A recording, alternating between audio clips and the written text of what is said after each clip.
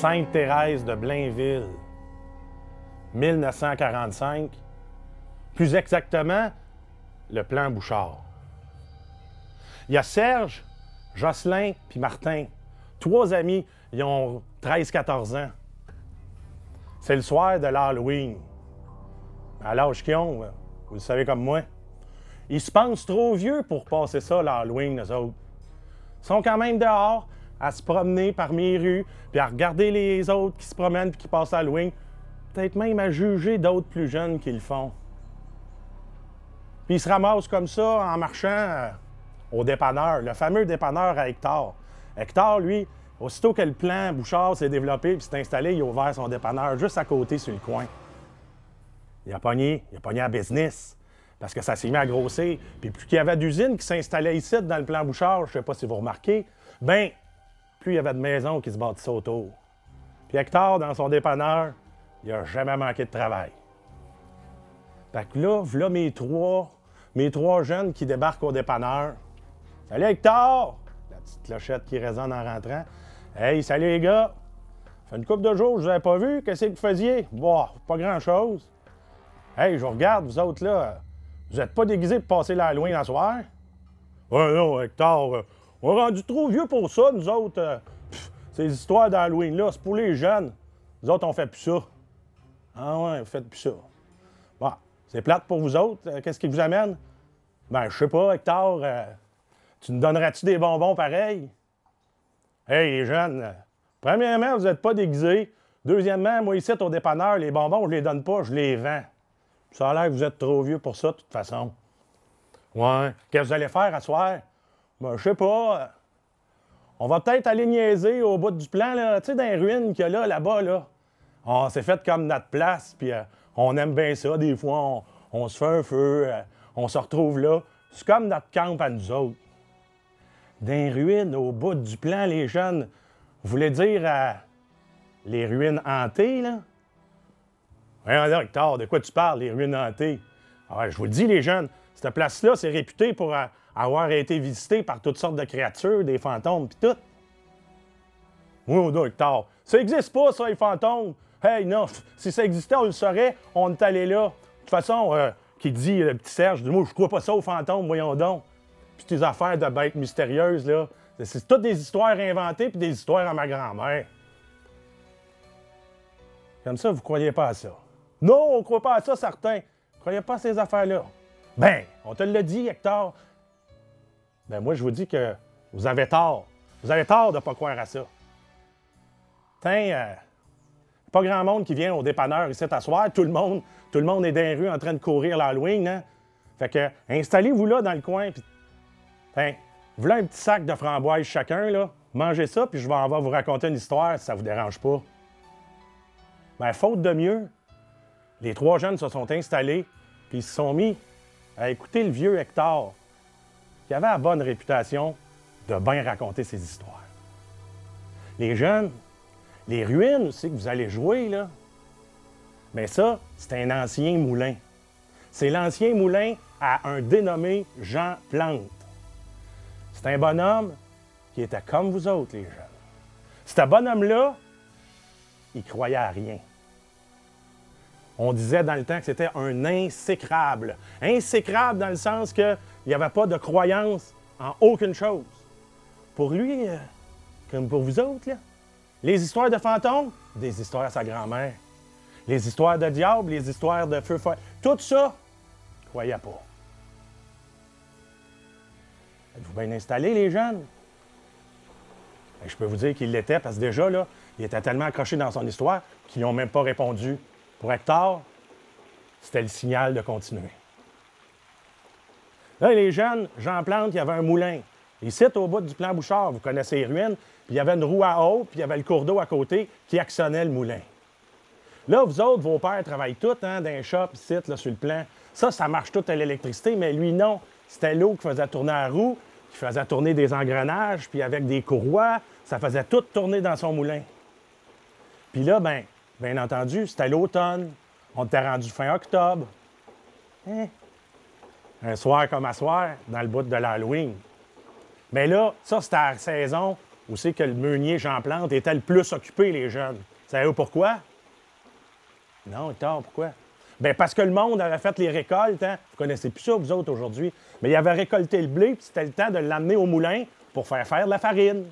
C'est lui qui faisait ça, hein? Mais là, rendu à l'automne, tout le monde avait cultivé puis récolté en même temps.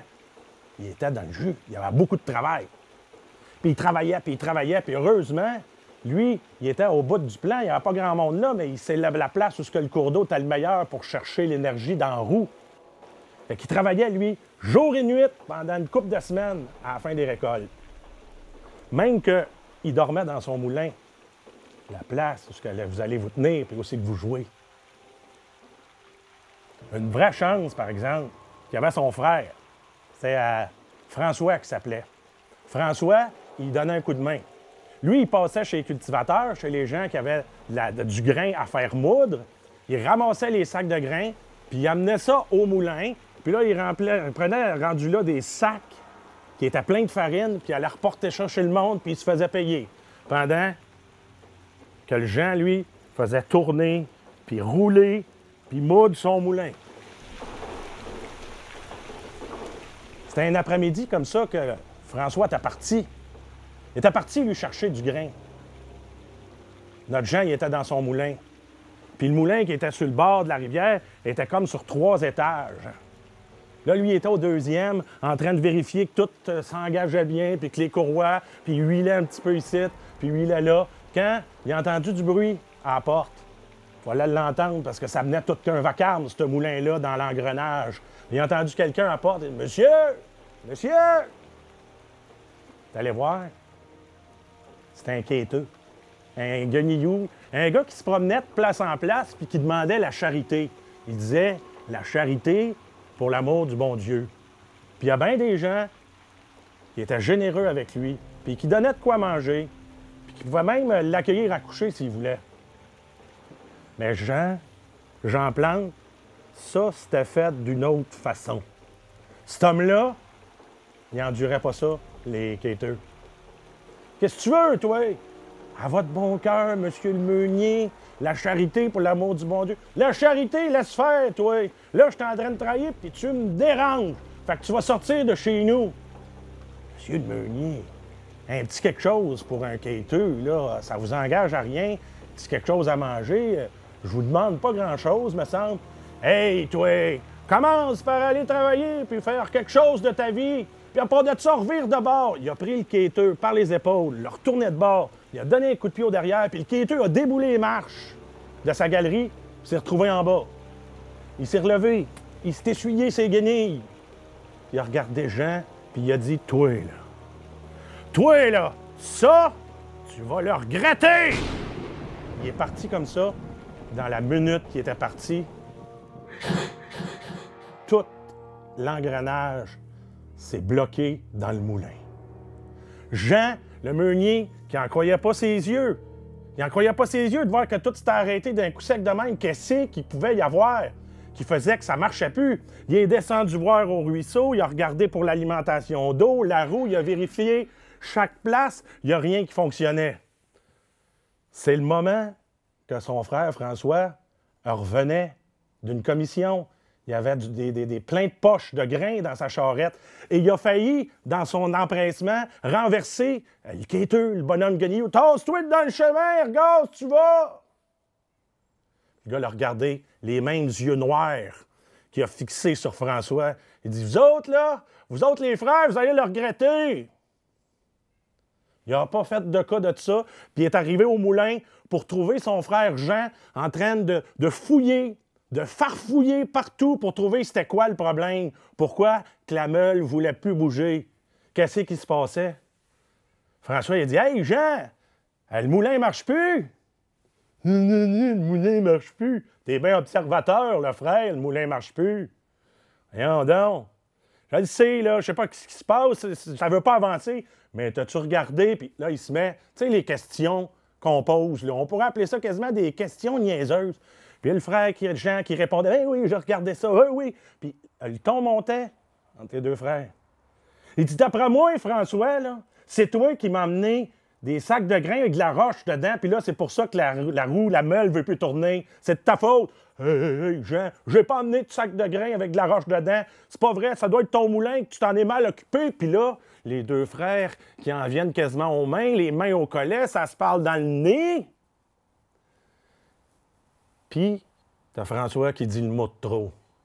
Tu t'en occupes pas bien de ton moulin à part de ça. Toi, tu viendras pas me dire ça.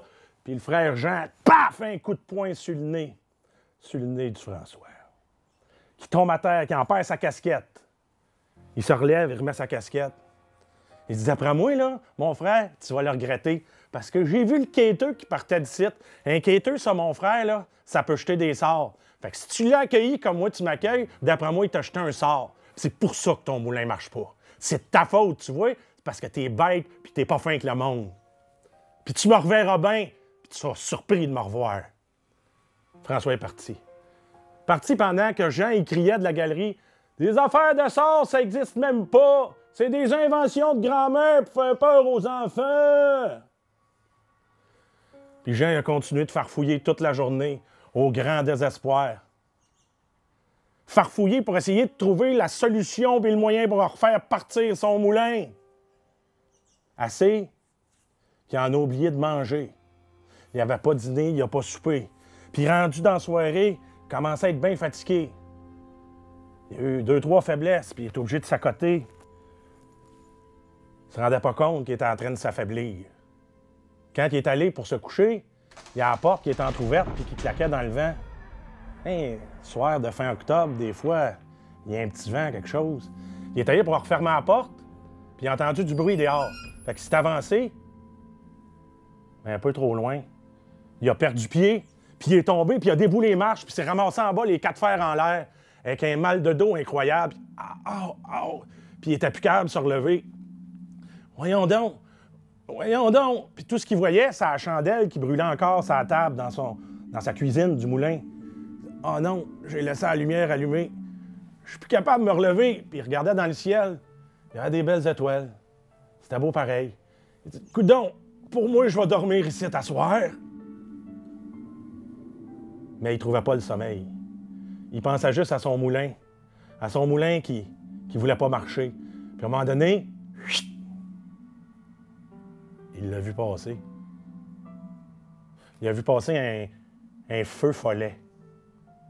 Un feu follet, ça, c'est une petite flamme. On dit que c'est l'âme des gens qui sont décédés. Ça sort au cimetière des tombes. C'est une flamme bleue ou rouge qui se promène puis qui s'en va tourmenter les vivants.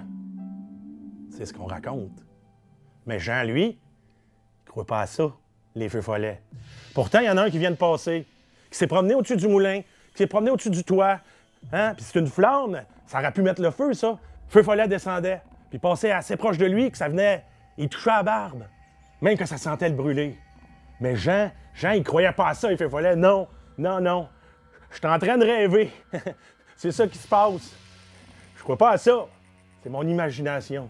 Ça existe même pas, ce qui se passe là. Puis à un moment donné, les feux follets sont partis. Bon, c'est ça. J'ai juste rêvé. Il n'y a rien là. À un moment donné, il a entendu du vacarme. Un vacarme de tous les diables dans son moulin. Puis ça bardassait. Puis une lumière qui se promenait de place en place dans le moulin. Il voyait ça par à travers les fenêtres, comme si quelqu'un se déplaçait avec 3-4 bougies dans les mains. Puis ça criait. Puis ça faisait des hurlements, puis des sons de grincement, puis de bruit de chaîne. Puis ça n'existe pas. Je suis en train de rêver. Les fantômes, ça n'existe pas. C'est des histoires inventées. Ça s'est arrêté comme ça avait parti. Il a eu l'impression qu'il avait dormi. Puis à un moment donné, il s'est réveillé parce qu'il voyait, sur le bord du bois, 2 yeux rouges. Rouges de feu. Puis tranquillement, il est sorti du bois. Un chien loup. Un loup-garou. En fait, un loup-garou de la couleur la plus épeurante. Un roux-garou. Je le sais de quoi je parle. Qui s'est approché tellement tranquillement que ça avait l'air de jamais vouloir aboutir. Qui s'est approché jusqu'à se retrouver au-dessus de la face de Jean, en lui respirant dessus. Puis il est reparti. Jean, il aurait presque cru entendre son nom d'un grognement de l'animal. Mais il croyait pas à ça. Ça n'existe pas, les loups-garous. C'est des histoires inventées. Il a fini par s'endormir pour vrai. Le lendemain, il s'est réveillé. Il était capable de se lever. Il était courbaturé. Il avait mal un peu. Mais il était capable de se réveiller. Il est rentré dans son moulin. Il s'est mis encore à chercher pour essayer de trouver la solution, faire repartir ça, parce qu'il se dit, il me semble que cette nuit, le moulin est reparti, c'est ça que j'ai entendu, ça doit être ça que j'ai confondu avec le bruit. Puis il a encore passé une journée à essayer de farfouiller ça en mangeant à peine, puis en s'affaiblissant toujours de plus en plus. Quand il s'est couché ce soir-là, dans sa chambre, il a remonté les couvertures sur son nez, il a essayé de trouver le sommeil. Puis juste comme il allait pour s'endormir, il a entendu du bruit dans le moulin. Il s'est levé et il est allé voir. Aussitôt qu'il rentrait dans la pièce, le bruit venait d'ailleurs. Puis aussitôt qu'il allait ailleurs, le bruit se transportait autre part. Puis ainsi de suite, à courir dans son moulin comme un fou, puis à se dire « Arrêtez! Arrêtez! » Ça se peut pas. Puis il s'est recouché, puis il s'est ramené l'oreiller sur la tête, mais il entendait encore du bruit. Puis il avait même l'impression qu'il y avait du monde dans la chambre, puis un feu follet qui passe à sa fenêtre. Ça n'existe pas, ces affaires-là! Je suis juste après rêver. Je suis juste après rêver. Ça a été comme ça pendant les 5 jours qui ont suivi. Une semaine durant, le pauvre Jean Plante a presque jamais été capable de dormir parce que son imagination, selon lui jouait des tours. Il était revenu les feux follets. Il était revenu les fantômes, mais il ne croyait pas à ça, lui. Le 7e jour, il n'était même pas allé se coucher. Il était à la table de la cuisine. Le teint gris, vert, pâle. Manque de sommeil. Manque de nourriture. Il avait sa chandelle. Il avait une tasse de thé qu'il essayait de boire. Il en tremblait des mains. Puis à un moment donné, il y a un grand coup de vent. Dehors, il y avait une tempête de vent, quelque chose qui se préparait, de quoi annuler l'Halloween, je vous le dis, moi. Il y a eu un grand coup de vent qui a ouvert sa porte. Puis il est rentré le chien loup-garou qu'il avait vu le premier soir, qui est rentré là, puis qui s'en venait dans la pièce tranquillement, de long en large, en se rapprochant de lui, toujours avec ses yeux de feu, puis son haleine, puis son grognement.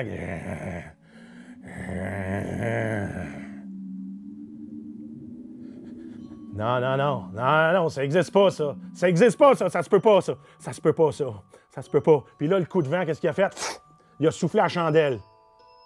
Jean voyait juste les yeux de l'animal. Il a cherché, en fait. Il devait y avoir là des allumettes, mais il les trouvait pas pour rallumer sa chandelle. Puis le chien s'est rapproché. Puis ce qu'il a fait, c'est qu'il s'est tassé sur le comptoir, il a pris un couteau, il dit « Approche pas, toi, approche. T'existes même pas, c'est pas grave si t'approches. Mais approche pas! Mais t'existes pas. Je crois pas en toi. » Puis à un moment donné, quand l'animal s'est approché, il a donné un coup de couteau. Crac! Et là, un grand éclair dans les yeux à Jean Plante qui s'est retrouvé à terre, couché sur le dos, comme si tout était revenu. Et puis là, il y avait son frère, François, qui était penché au-dessus de lui. Il dit, voyons donc, Jean, t'es-tu en train de devenir fou? Qu'est-ce que tu fais couché à terre, là? Voyons donc. Une chance que je suis passé, hein? Ça va pas bien, mon frère? Et Jean, il a vu à terre le morceau de l'oreille du loup-garou qu'il avait coupé. Il l'a ramassé, puis il a dit « non, ça se peut pas, c'était mon imagination. » De quoi tu parles, Jean, qui a fait François en se tassant un petit peu les cheveux sur le bord de l'oreille? Il en manquait un bout. Quoi? Le loup-garou, c'était toi? Ben oui, Jean. Le loup-garou, c'était moi. Non, je crois pas à ça! Je crois pas à ça! Puis il a ri tellement, Jean. Il rit encore. Parce qu'il est devenu fou. Ils l'ont rentré dans un hospice, à l'asile, pour les fous, ce qui était devenu. Ça a l'air qu'il rit encore aujourd'hui. C'est François qui a ramassé le moulin, puis il a continué de le faire tourner. Encore une couple d'années, mais les jeunes, vous le voyez bien aujourd'hui, vous vous amusez là, il n'existe plus le moulin. Mais ça a l'air que quand Jean Plante est décédé, il a décidé de revenir dans son moulin. Là où c'est que vous traînez le soir, les jeunes. T'avais les 3 gars assis dans le dépanneur, une framboise dans la main qui s'était pas rendue à la bouche, qui écoutait Hector parler. Puis, croyez-vous un petit peu plus aux fantômes, puis aux feux follets, puis aux loups-garous à cette heure? Il n'y en a pas un qui a répondu. Hector, il a fini ça de même en disant, « Tu sais, les gars, je vous demande pas de croire à n'importe quoi, mais faites pas comme Jean Plante. Si vous croyez à rien, à un moment donné, la réalité, elle va être trop dure à croire. Sur ce, je vous souhaite une bonne soirée. M'ont fermé le dépanneur, là, il ne viendra plus personne à soir. » Les 3 gars sont partis avec leur sac de framboises, sont sortis du dépanneur. Puis laissez-moi vous dire une chose, ils ne sont pas allés traîner dans le bois, dans le plan Bouchard, au bout des ruines qu'ils avaient l'habitude de fréquenter ce soir-là. Ils sont rentrés direct, chacun à la maison. Pour la suite, il faudra lui demander.